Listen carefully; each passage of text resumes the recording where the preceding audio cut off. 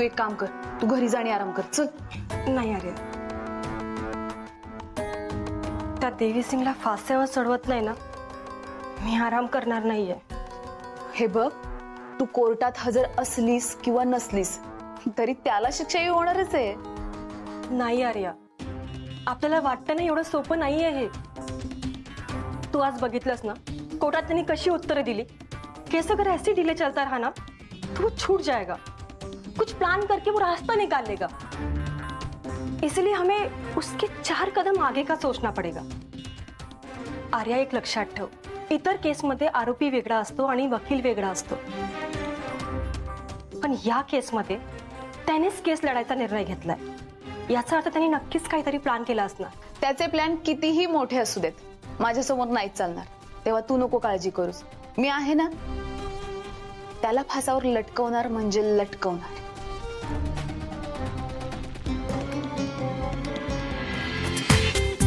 पूर्ण एपिसोड पहा झी5 वर.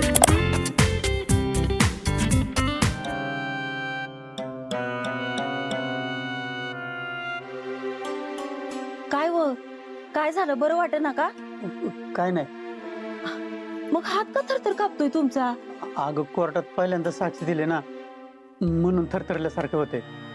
सावकाश. अगं, साक्ष देऊन एवढा वेळ झालाय आणि आता कशाला घाबरताय? ती काय खाणार आहे वय? प्रश्नच तर विचारतात आणि आपल्याला जेवढं माहिती आहे तेवढं सांगायचं. आणि मला सांगा, उद्या परत बोलवतील, मग काय असंच घाबरणार आहे का तुम्ही? आणि तुम्ही जर असा हातपाय गाळून बसला तर डॉक्टरांना कोण वाचवणार? हवं, आता डॉक्टरांच्या मागं खंबीरपणे उभं राहिलं पाहिजे आपल्याला. किती केलंय त्यांनी आपल्यासाठी. होय, खरं आहे तुझं. पण काय व, तिथं जेलमध्ये डॉक्टरांना खायला प्यायला नीट मिळत असेल ना? नाही म्हणजे डॉक्टरांच्या खाण्यापिण्याच्या काय कटकटी नव्हत्या. जे असेल ते गपगुमानं खात होतं बघा. पण तरी जेलचं जेवण म्हणजे मला नाही वाटत त्यांना ते खाऊ वाटत असेल. आता सुटून आलं ना, चांगला पूर्ण वरणाचा स्वयंपाक करून घालती बघा. पण सुटून आलं पाहिजेत लवकर ती. काय व, डॉक्टर लवकर सुटतील ना? नाही नाहीतर माझ्या पोरीच्या आयुष्याचं वाटोळं व्हायचं बघा. अगं काय बोलतीस तू हे? असं काय बी होणार नाही.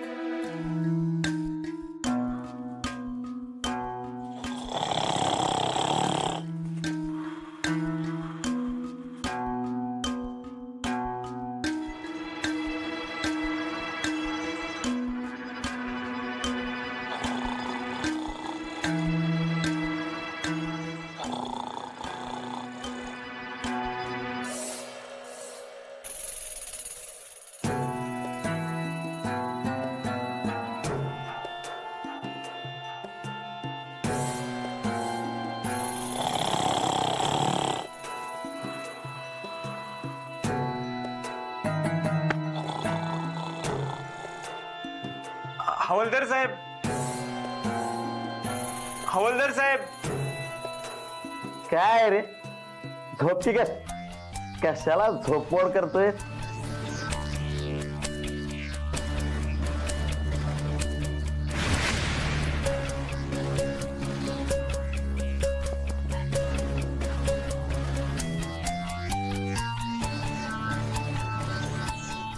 हवलदार साहेब,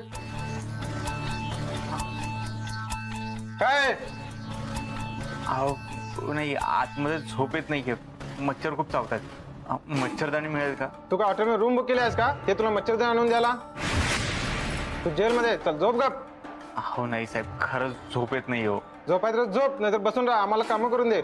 नाही साहेब, ऐका ना, मी तुम्हाला पैसे देतो हवे तर. आता गप झोपतो का? ही पैसे नाटक माझ्या पुढे नाही चालणार. परत जर लाच दिलीस ना, फोडून काढीन तुला. बरं ठीक आहे, मच्छरदाणी नाही, मच्छर मारण्यासाठी कॉईल तरी द्या. मग तुझं काय घर आहे का रे? हे जेल आहे, जेल. इथे शिक्षा बघायला आलास का पिकनिकला आलास? चल झोप गप आता, झोप.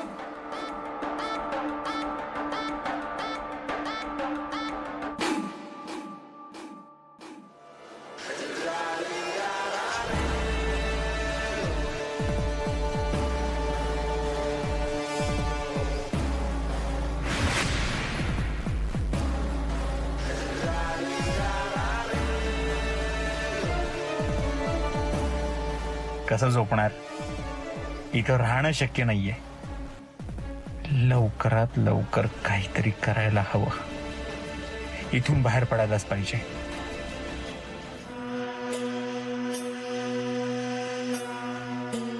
मॅडम, हा बोला. तुम्ही घरी गेला तरी चालेल, खूप उशीर झालाय.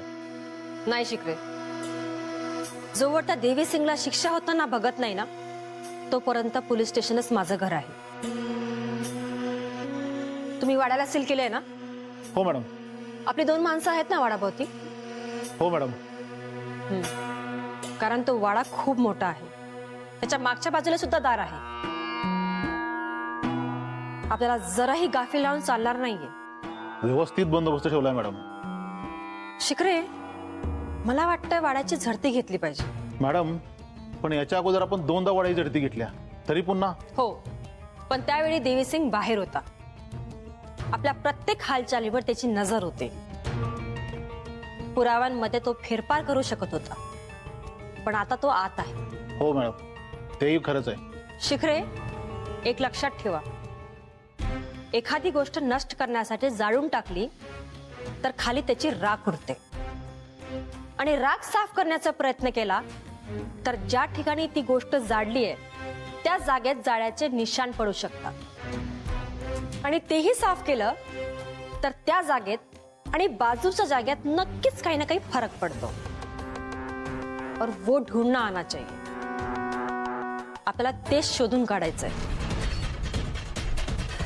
शिखरे, मला खात्री आहे की वाड्यात आपल्या हाती नक्कीच काही ना काही लागेल. केस स्ट्रॉंग करण्यासाठी उद्या आपल्याला अजून पुराव्यांची गरज पडू शकते. ते आपल्याला आधीच शोधून ठेवावी लागतील. शिखरे, तुम्ही गेलेत तरी चालेल.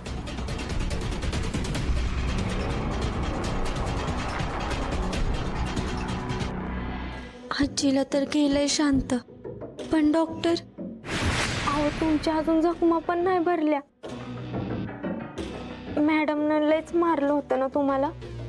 मारू दे, तिच्या प्रत्येक फटक्याचा हिशोब मी घेणार आहे. तिने ज्या जखमा दिल्यात त्या भरायला फार फार तर महिना लागेल ना. हा महिना मी माझ्या आयुष्यातून काढून टाकला असं समजतो. पण आता पुढं काय करणार तुम्ही?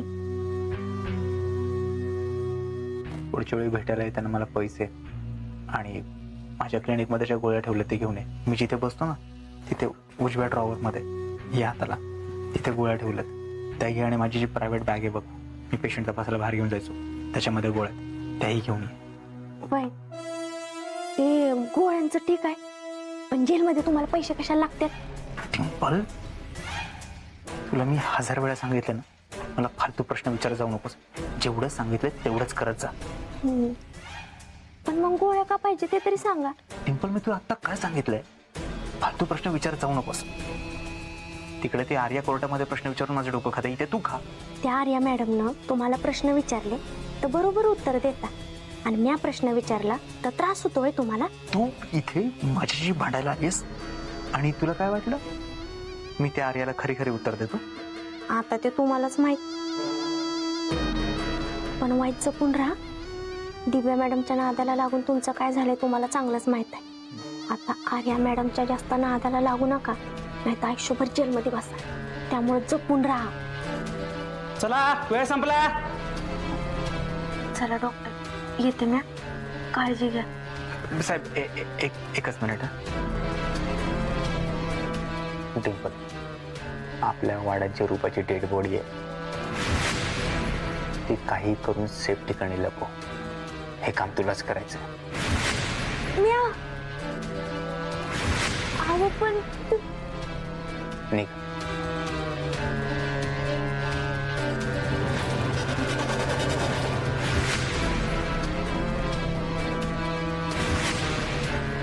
डॉक्टरांनी तर रूपाची बॉडी काढायला लावली, पण त्यांना कसं सांगू वाडा सील केलाय म्हणून. पूर्ण एपिसोड पहा झी5 वर.